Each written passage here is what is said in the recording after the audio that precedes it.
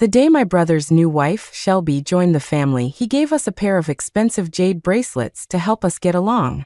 I immediately reached out, took one, and slipped it on my wrist as Shelby watched with anticipation. But after they left, I snuck into their room and glued the bracelet to the underside of my brother's bed. I did this because I've been reborn.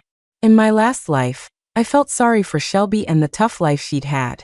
I not only accepted the bracelet with a smile, but also went out of my way to help her fit in with our family.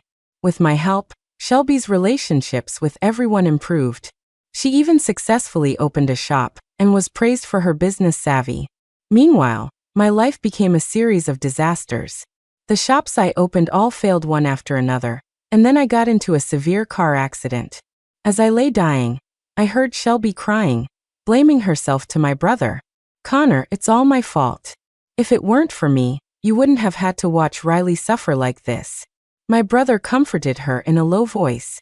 "Shelby, even though swapping their fortunes was my idea, I'm sure Riley would have wanted this. You're her sister-in-law. She's had so many happy years, it's only right she gives you a chance at happiness." As they consoled each other, I finally understood. My brother, feeling sorry for Shelby's cursed life, had used the jade bracelets to switch my good fortune to hers.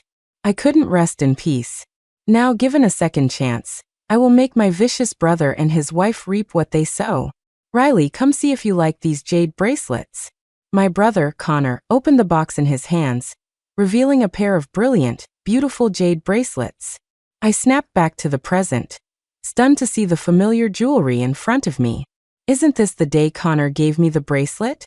Have I been reborn? Before I could process it, Connor spoke again. "Riley, what's wrong? Didn't you sleep well last night?" I looked up instinctively. Connor was looking at me with a concerned expression, but deep in his eyes, I could see a flicker of anxiety, a fear that I might discover something. My sister-in-law, Shelby, standing beside him, had the same look. I silently clenched the hem of my shirt, my heart filled with a cold hatred. The signs were there all along. I was just too trusting to see their cruelty. In my last life, after Connor and Shelby started dating, he constantly told me how pitiful she was. Right before their wedding, he even sighed and told me, "Your sister-in-law just has a hard life. She wasn't born into a good family, so she's had to endure so much." Every time I see people giving her a hard time or bullying her, it breaks my heart and makes me so angry. It was just me and Connor growing up, and our parents doted on us. We'd always been close. So when he told me this, I replied, "It's okay, bro. You and Shelby are about to get married. From now on, just do everything you can to make her happy and help her forget all the bad stuff." Connor stared at me for a couple of seconds, then smiled. "Oh, I'll definitely do everything in my power to make her happy." I thought he meant he would work hard to give Shelby a happy life. I never imagined his plan involved me. To change his wife's fate, he got his hands on a pair of strange jade bracelets to swap my good fortune to hers. I forced myself to calm down and managed a smile. "Yeah, I didn't sleep great. I was probably just too excited that you finally got to marry Shelby." I lowered my head, pretending to examine the bracelets with a satisfied look. "These are beautiful. Are they for me?" Hearing my words, a flash of guilt crossed Connor's eyes, but he still pushed the box toward me. "That's right. One is for you, and the other is for your sister-in-law. Now that she's part of the family, I just hope you two can get along." He sounded so sincere, as if that was all he really wanted. Remembering my past life, I smiled and took the box. "Don't worry, bro. I'll definitely help Shelby feel at home here." Seeing me happily accept the box, the tension in Connor's face finally eased. He smiled and handed the other bracelet to Shelby. Shelby excitedly slipped it on in front of me, then looked at me with an expectant gaze. In my past life, seeing that look, I naively thought she was just eager to become close with me. Only now did I understand she was just trying to get me to put on the bracelet, so she could steal my life. I played along and put the bracelet on. Shelby's eyes instantly lit up. She stepped forward and took my hand. "Riley, that bracelet looks so beautiful on you. I hear wearing good jade for a long time is really good for your health." Connor chuckled. "Well, then you two had better wear them every day."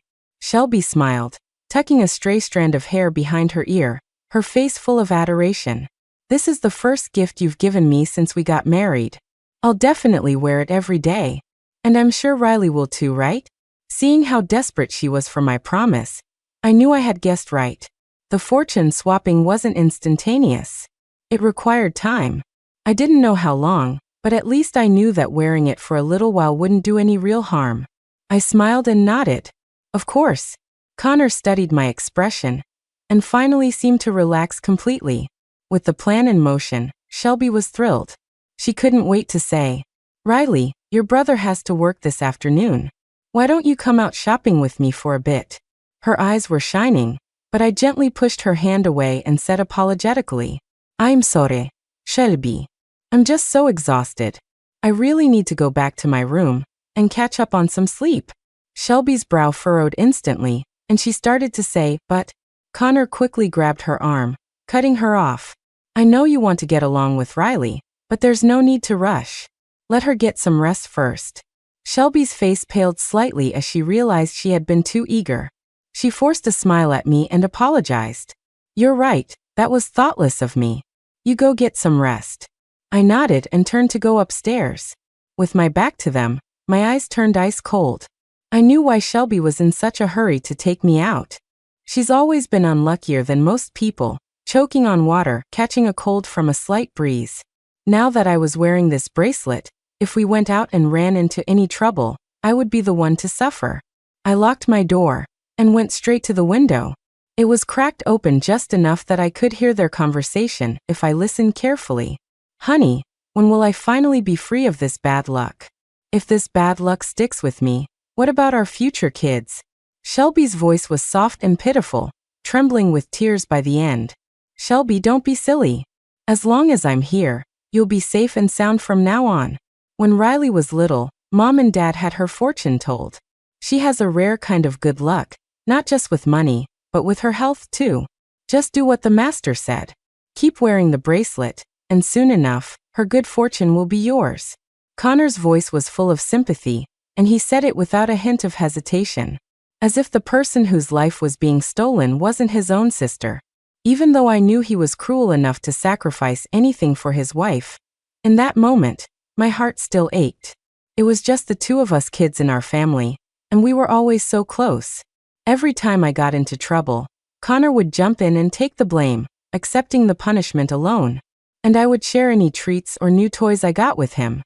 I never thought the brother who was once so good to me would one day harm me for someone else. Clenching my fists, I fought back the nausea and kept listening.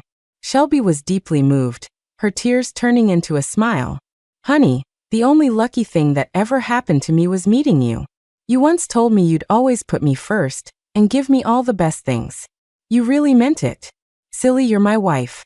Who else would I treat this well?" Connor's tone was doting. They went on like that for a while, but they never mentioned how long it would take to transfer my good fortune to Shelby.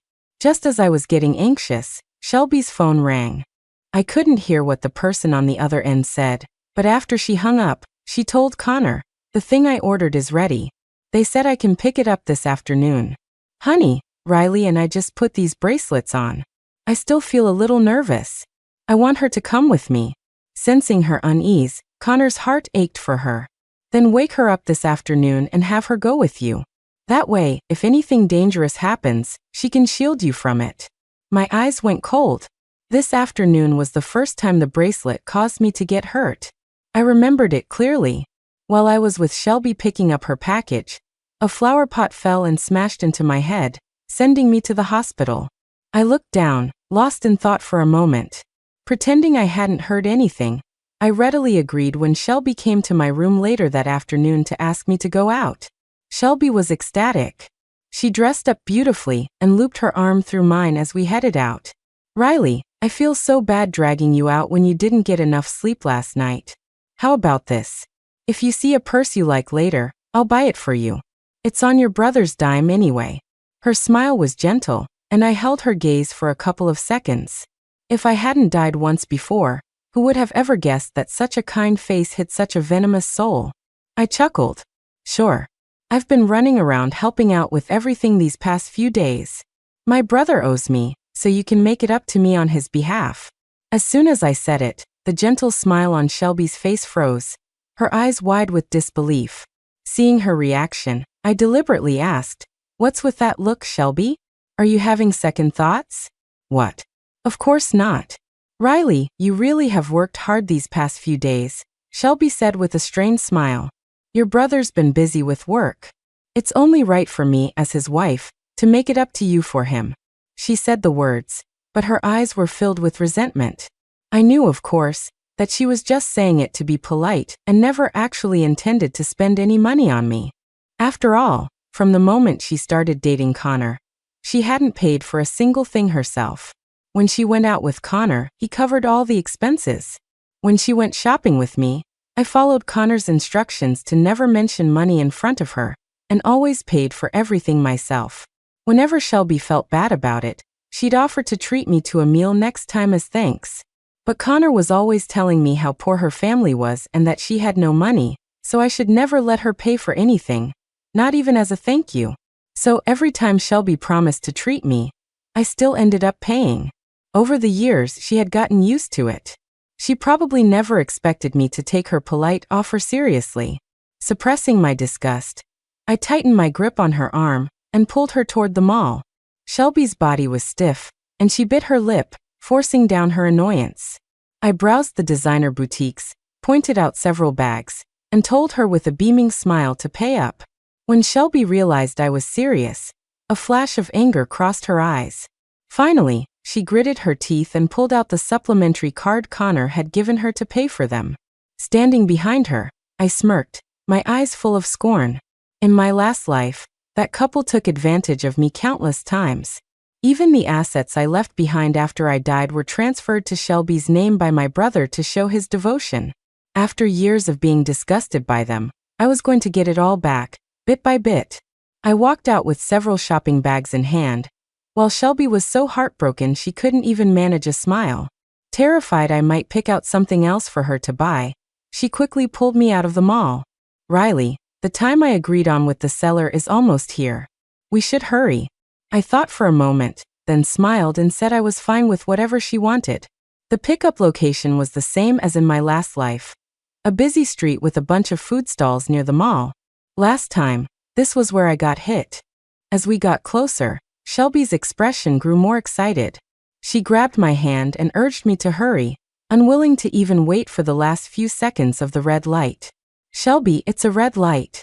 Let's just wait," I said, pretending to be cautious. Shelby looked across the street expectantly and replied without hesitation, "Don't worry. There are hardly any cars on this road. We'll be fine." She pulled me into the street. Recalling her confident words, a deeper chill settled in my heart.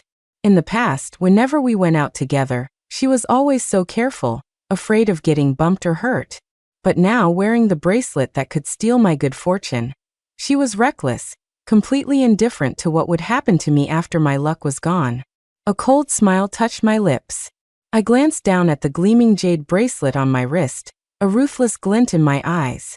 "Your bad luck is your own. You can have it back." As Shelby dragged me forward, just as we reached the middle of the road, a car suddenly came tearing toward us. It was moving incredibly fast, swerving from side to side. The driver saw us and screamed, his eyes wide. "Get out of the way." The brakes failed. Shelby froze in terror, her face ashen, her hand still gripping my arm like a vice. I didn't panic. I just stood there with her. Just as the car was about to hit us, Shelby snapped out of it. Probably in too much of a panic to keep up her act, she shoved me hard, trying to use me as a shield. But at that exact moment, the driver yanked the steering wheel, changing direction. I was thrown to the ground, but aside from a scraped arm, I was fine. Shelby, however, who had frantically pushed me toward the car, was the one who got hit. She collapsed on the ground, her leg a mess of blood. Riley, help me. Call an ambulance." Her face was pale, and she couldn't move. A crowd quickly gathered, some gawking, others taking pictures. I didn't want to help her just yet. After all, the malicious woman had just tried to use me to save her own skin. "Shelby, oh my God, Shelby." I pretended to be in shock, taking a few seconds to react. I struggled up from the ground and scrambled over to her, staring helplessly at her wounds. There's so much blood. What do we do? Shelby looked at her mangled leg, her lips white with fear, and snapped at me impatiently. Are you stupid? I told you to call an ambulance. Seeing that she had bled a sufficient amount, I fumbled for my phone as if just remembering and called for help. When my brother arrived at the hospital and saw Shelby lying in the bed, he turned on me furiously. Riley, you went out with your sister-in-law. Why didn't you look after her? You know her health has never been good.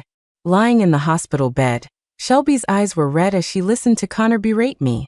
She didn't mention that she was the one who had jaywalked, instead looking like the innocent victim I had dragged into trouble.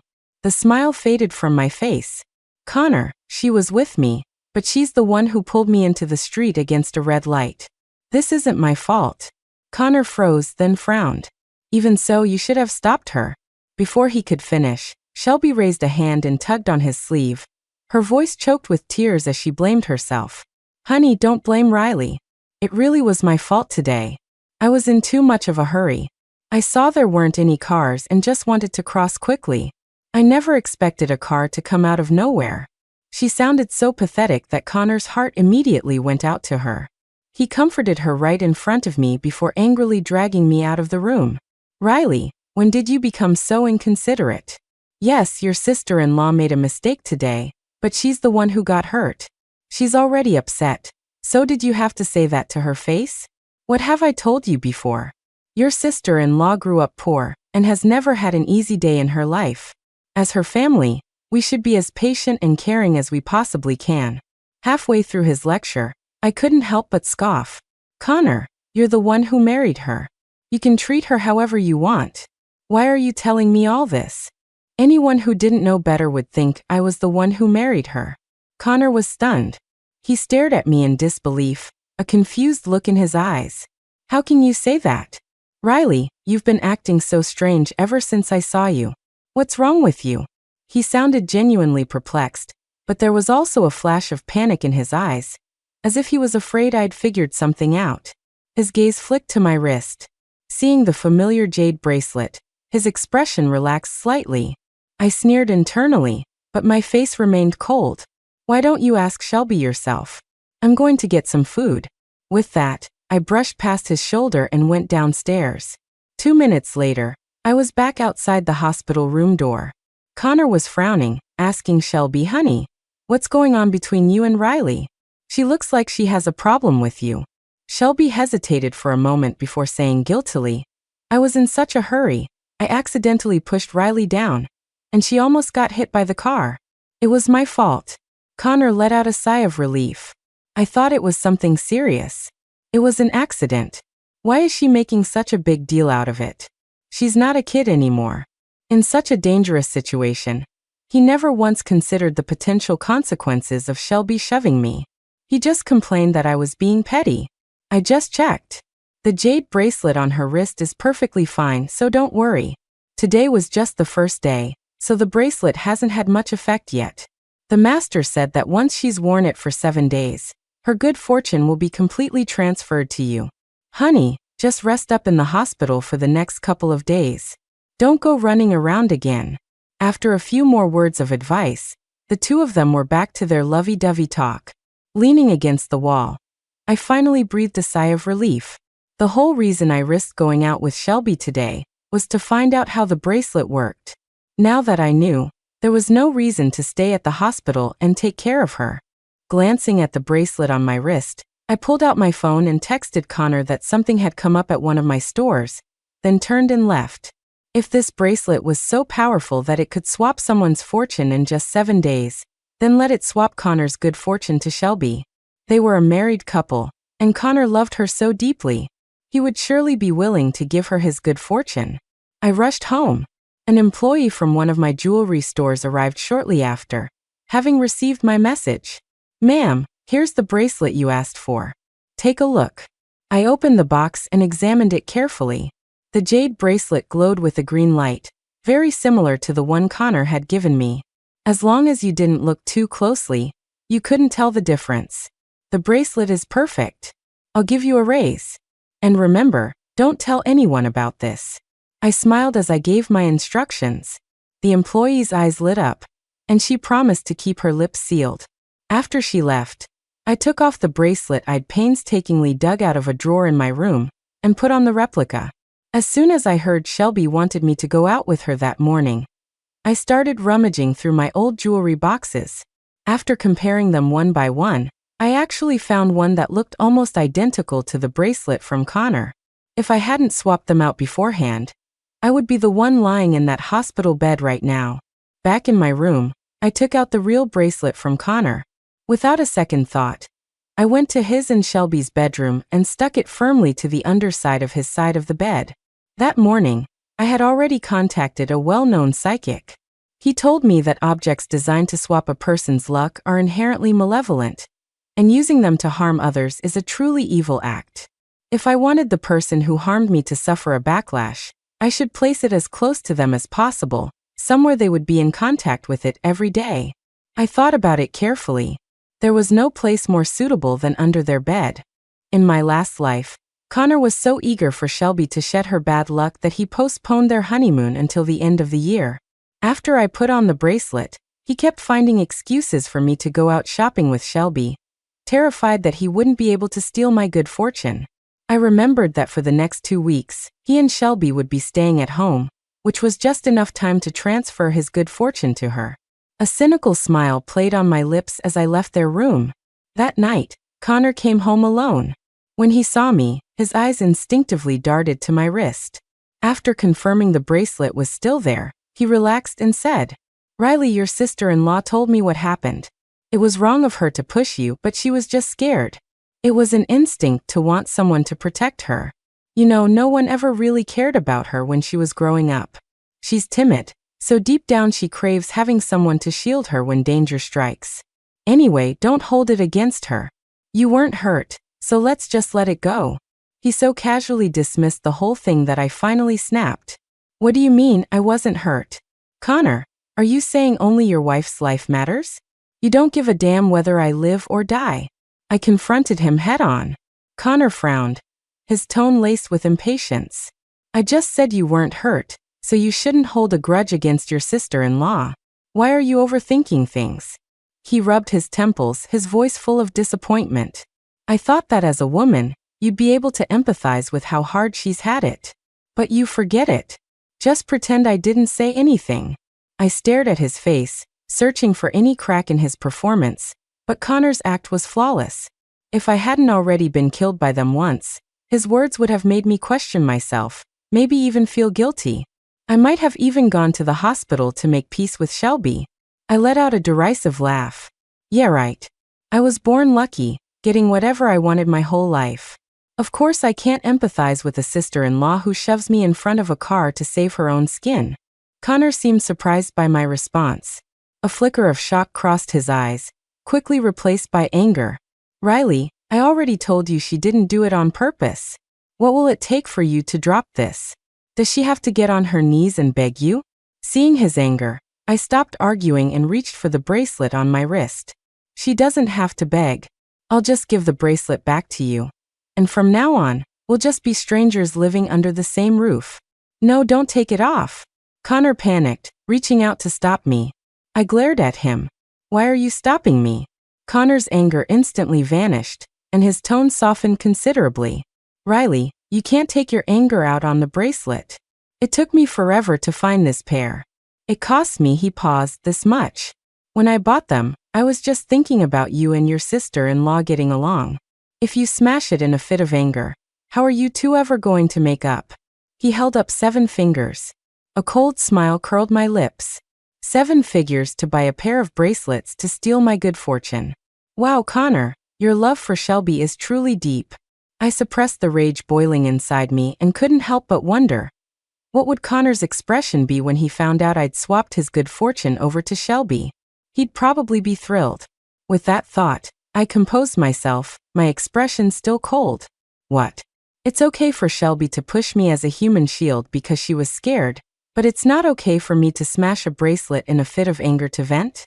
Connor's face darkened, but he forced a smile. "Riley, that's not what I meant. It's just that your sister-in-law, He instinctively started to play the victim card for his wife, but he caught himself. Probably remembering my icy attitude from before, he gritted his teeth and changed his tune. Your sister-in-law is still in the hospital. As soon as she's discharged, I'll make sure she gives you a sincere apology. I didn't say yes or no. I just gave him a long, deep look, then turned and went upstairs. Connor ran a hand through his hair in frustration.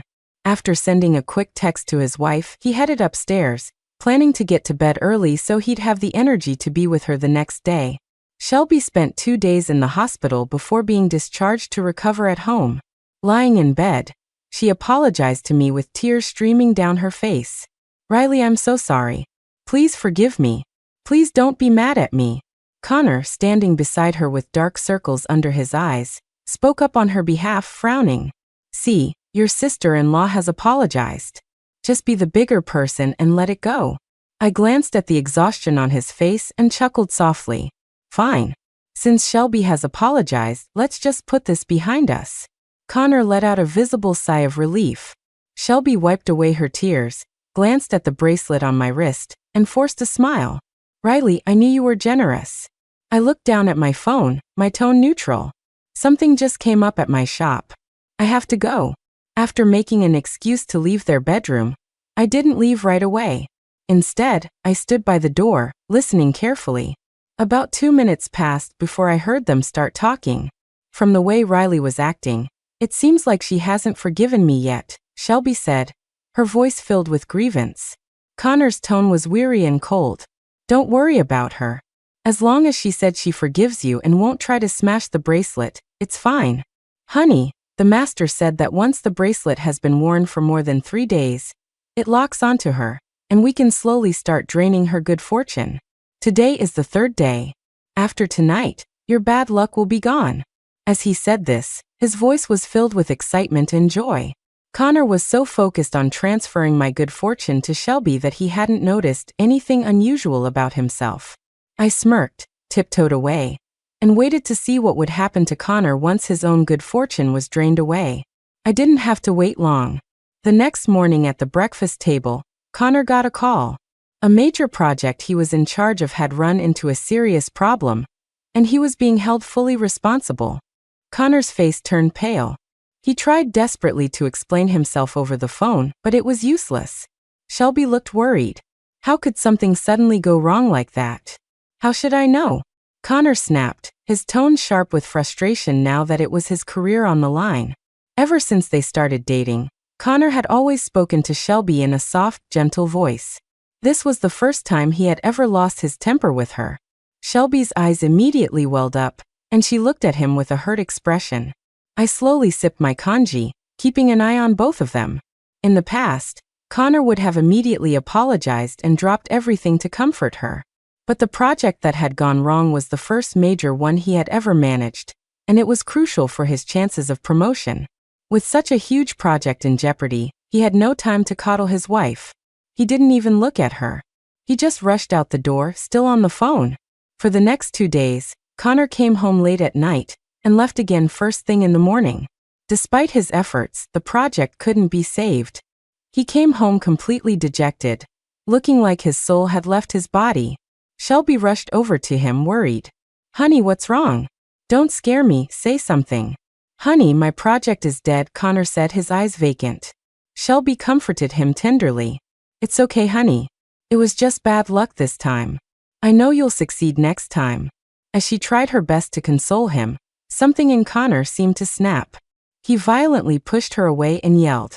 I was watching that project every single day, and suddenly it all falls apart in the last 2 days. Did you infect me with your bad luck? Shelby stumbled and fell to the floor, staring at him with a hurt and bewildered expression. Connor, how could you say that to me? Her voice trembled, so heartbroken she couldn't even call him honey. I had been standing silently on the stairs, watching the drama unfold. I walked down, feigning disapproval. Connor, Shelby was just worried about you. How could you treat her like that? Shelby rubbed her red eyes, looking at Connor through a blur of tears. When Connor saw me, his gaze instinctively flicked to my wrist. Seeing the bracelet still there, much of his frustration seemed to dissipate. He calmed down, reached out to help Shelby up, and cooed softly, I'm sorry, honey. I shouldn't have taken it out on you. Shelby wasn't angry with him.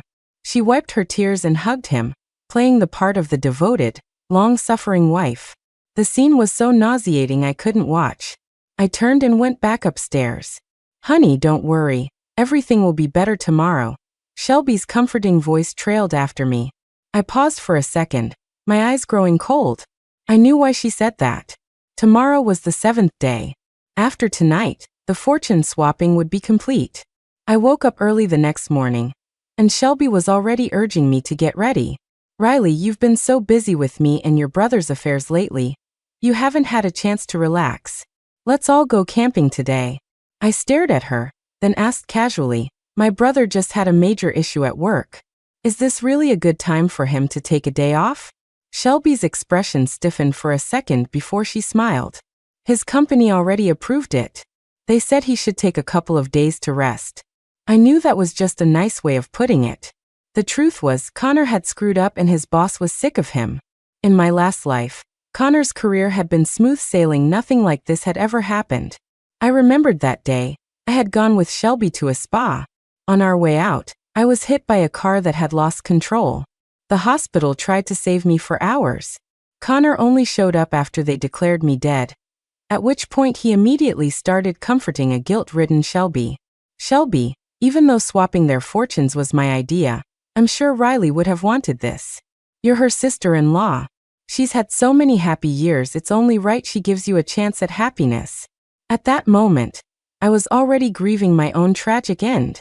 But hearing those words from my own brother, the person I trusted most, pushed me into absolute despair. The feeling of being stabbed in the back by the one person you trusted most, I can still feel it now. I stood up. If they were so eager to see my downfall, then today would be the day we settled things for good. I threw a few things in a bag, and Shelby enthusiastically pulled me downstairs. Connor's car was parked outside. He had a grim look on his face, clearly in a bad mood, but when he saw Shelby and me, he forced a smile. "Hurry up and get in. We'll hit traffic if we wait any longer." Shelby smiled and got into the passenger seat. I opened the back door and got in. I didn't say a word the whole way, just kept my head down, texting my employees and handling some business. Connor glanced at me in the rearview mirror, a slight frown on his face, and then he suddenly spoke. "Riley, do you remember how good Mom and Dad were to you when they were alive?" I sensed the malice in his tone and looked up calmly, saying nothing. The dark circles under Connor's eyes made him look terrible. He didn't wait for my answer, and just continued. "They would sneak you extra allowance, brag on their social feed whenever you won an award, and they both took you to your college orientation. I know they were so good to you because you were exceptional. You always got good grades and got into a better university than I ever could. Even though I'm your brother, sometimes I couldn't help but be jealous." As he spoke those last words, the jealousy in his eyes was no longer hidden. Shelby looked at him with concern but no surprise. It was as if she had known all along. My gaze remained calm. Since being reborn, I had considered many possibilities. Maybe Shelby was the one who came up with the idea, and Connor only went along with it for her. Maybe I was the only one who could wear the bracelet for the full 7 days, so he had no choice but to target me. It wasn't until yesterday, when Connor blew up at Shelby over his project, that I threw out all those theories. When you have eliminated all which is impossible, then whatever remains, however improbable, must be the truth. Connor was jealous of me, and he had been since we were kids. When our parents were alive, they favored me, the more successful child. After they passed, their assets were split evenly between us. I used my half to start a successful business and open several stores. Connor, on the other hand, lost all his money and only managed to keep the house our parents left us with my help. I thought we were each other's only family, that we should help each other through thick and thin. But all along, he was just jealous that I was doing better than him. So much so that he was willing to have me killed. I was silent for a long moment before I said coolly, "So, you were so jealous you wanted me dead, is that it?" As my response was far calmer than he expected, I calmly took off the bracelet. A flash of surprise crossed Connor's eyes, followed by a twisted, triumphant grin. "So you figured it out?" "Yes. Only when you're dead can I finally hold my head up high. Don't worry, Riley. Your big brother will visit your grave every year. At that moment, we were on the freeway. A car in the opposite lane lost control and came straight for us. The two cars collided. My pupils constricted. Our car spun several times before slamming into the guardrail. When the dizziness faded, I quickly checked myself. I was completely unharmed. Connor in the driver's seat wasn't so lucky. His face was covered in blood, and he stared in disbelief. How could this be? The master clearly said. He stopped, looked at Shelby, who only had a few scrapes, and then looked at me. He finally understood. You knew from the beginning. My bad luck these past few days. The other bracelet is in my bedroom, isn't it? His voice was weak, on the verge of unconsciousness from blood loss. I laughed softly. I could hardly just wait around to die, could I? With that, I prepared to get out of the car. Swapping fortunes is a dark art. The person whose good luck is stolen will suffer 100 times the bad luck in a short period. I needed to get out and get away from them as fast as possible. Connor obviously knew this too. His eyes were dark as he gritted his teeth and called out to me. Take your sister-in-law with you. This was my idea. Was it? I didn't want to save either of them. One was the family member who stabbed me in the back. The other was a willing beneficiary. Saving them would do me no good, and would only leave a sick feeling in my stomach. I got out of the car without a second thought, leaving them with one last sentence. Connor, you had a good life and you threw it all away on this. You can deal with the consequences yourself. It wasn't my fault our parents favored me. I worked hard to get into college, to build my business, to climb my way up step by step. I did nothing wrong. I gave everything to my future, and as for Connor, I shared my allowance with him. I tried to give him advice when his business ventures were going south. I helped him. I had done everything I could for him. Honey, don't scare me. Open your eyes and look at me. I'll stay with you. I'll always stay with you. Shelby's desperate cries faded as I walked away. The car suddenly burst into flames. A few minutes later, the ambulance arrived. I watched in silence, a heaviness in my chest, but I had foreseen this outcome. I couldn't change the jealousy in Connor's heart. For 7 straight days, he never once stopped trying to harm me. We were destined for this end. All I could do was compose myself and keep walking forward, alone.